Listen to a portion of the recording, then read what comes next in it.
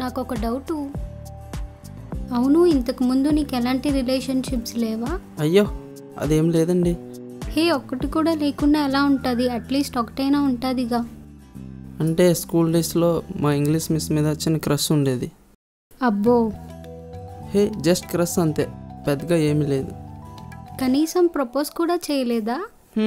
చాలాసార్లు అనుకున్నా. ఆహా, ఎలా ప్రపోజ్ చేయాలో అని గూగుల్ని అడిగేవాడిని. బ్యాడ్ లక్, నా క్వశ్చన్స్కి ఆన్సర్ చెప్పే అంత అప్డేట్ అవ్వలేదు గూగుల్. గూగుల్ కాదు, ముందు నువ్వు అప్డేట్ అవ్వు. నిజం చెప్పనా, మొన్నటి వరకు నా జీవితం ఒక ప్రశ్నలా ఉండేది. దానికి సమాధానం నువ్వే. I love you Divya, will you marry me? Yes or no, ఏదో ఒక చెప్పు, లేదంటే మళ్ళీ గూగుల్ సెర్చ్ చేయాల్సి ఉంటుంది.